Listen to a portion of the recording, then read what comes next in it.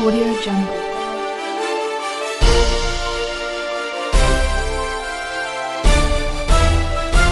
Audio Jungle. Hi everyone, and welcome to 5 o'clock news. I'm Emily Lowry, I'm your host for tonight, and this is Ben. It's Bring Your Dog to Work Day. What we're going to be covering tonight on the news is draconcelliasis, also known as guinea worm disease. We're going to talk about, what the disease is, where it's occurring, what's been done about it, what is being done currently, why this issue is persisting, and how it impacts us globally. Now, I'm going to start off just by talking about the disease. So it's guinea worm disease, also known as draconcelliasis. The culprit is a round worm known as Draconcellius medinensis. It's a parasitic infection with an incubation period of 12 to 18 months.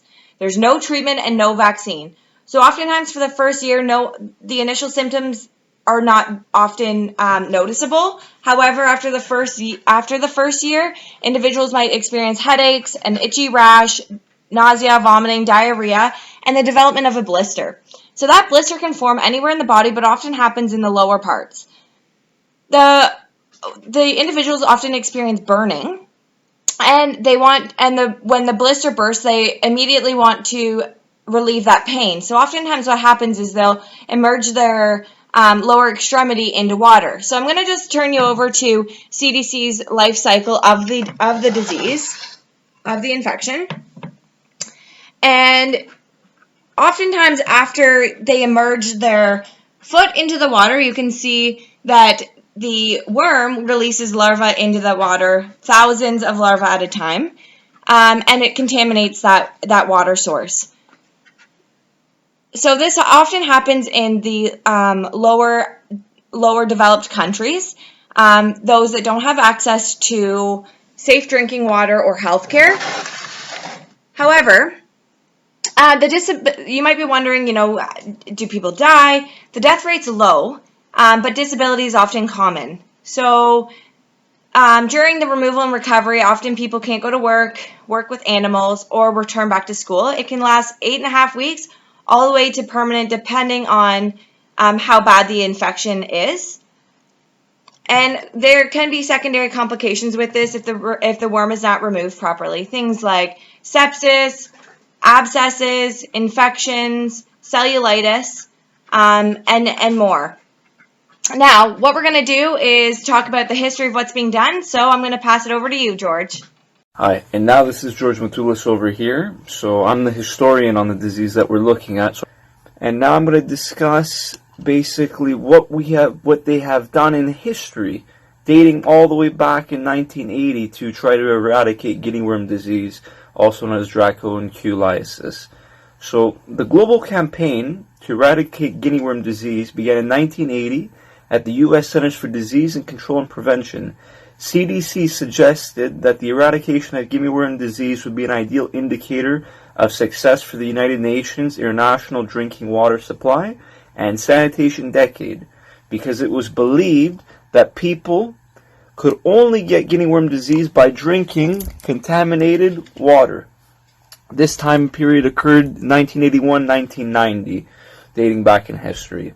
So therefore, the purification of water sources and access to clean water act as a primary eradication method in this time period for draconcelliasis. Again, so when we take a look at the benefits of the eradication campaign, the benefits would include the development of a group of trained health workers who could provide both guinea worm disease management and other basic health services. You would also look at improvements in water supply, with water no longer contaminated with guinea worms, and enhanced advocacy for new safe water sources. When we take a look at this map here that I pulled from one of my textbooks, luckily I still have access to my entire library of history books right over here. Going from Senegal all the way to India, dating back to about 1981, 1986, all these countries that are highlighted here were prevalent with the disease. In most of these now that are green on the map, the WHO has certified them as free of guinea worm disease. Moving on to Melissa, who will now discuss current preventative methods for eradication today. A global campaign to eradicate guinea worm disease. There's even the Guinea Worm Eradication Program.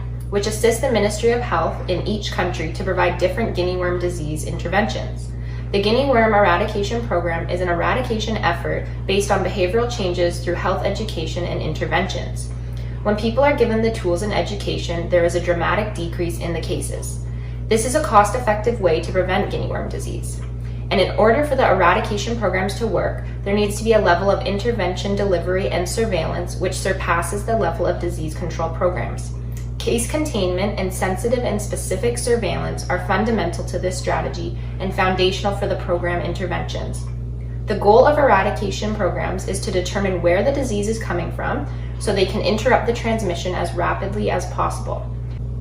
Sudan, which is one of the 3 countries mainly affected by guinea worm disease, has an initiative in place called the South Sudan Guinea Worm Eradication Program. The goal here is to detect every case, which is considered a person with 1 or more worm emerging from their body in a year, and contain every worm. All right, so now we're gonna go visit a patient who actually is experiencing guinea worm disease.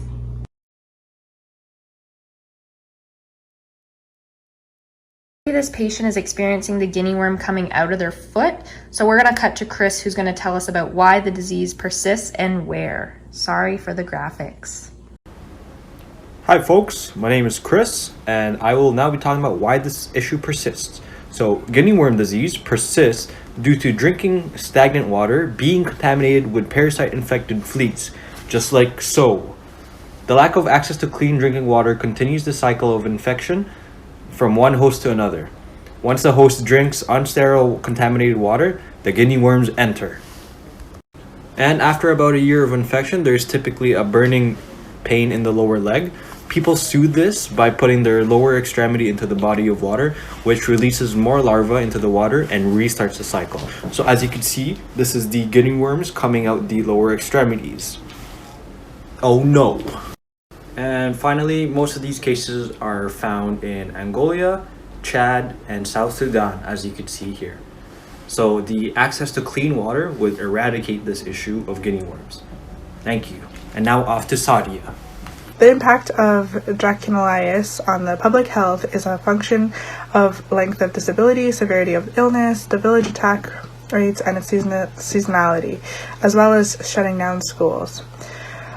These indicators can be related to days of work lost among most productive age groups within the population, along with the nutritional or income deficit suffered by the affected families. Although rarely fatal, it causes major economic burden on the affected villages. For instance, in Nigeria, it's been estimated that infected people lose 100 days of work per year, and that children are absent from schools for 25% of the year. The World Bank has estimated that economic rates of return on investment in guinea worm eradication is about 29% per year once the disease is eradicated. Most cases of the Draculitis were unreported for a number of reasons. Most health centers had little to offer the patients besides palliative care. And most patients live in poor, remote, rural areas and are hindered by the disease from walking to the healthcare facility, and most recover spontaneously after the explosion of the worm. However, in areas of endemicity is social, economic, nutritional, and educational consequences, and the cost incurred by the individual household and communities which suffer from it can be substantial. So that's the morning news for today. I'm Sadia Khan. Have a good day.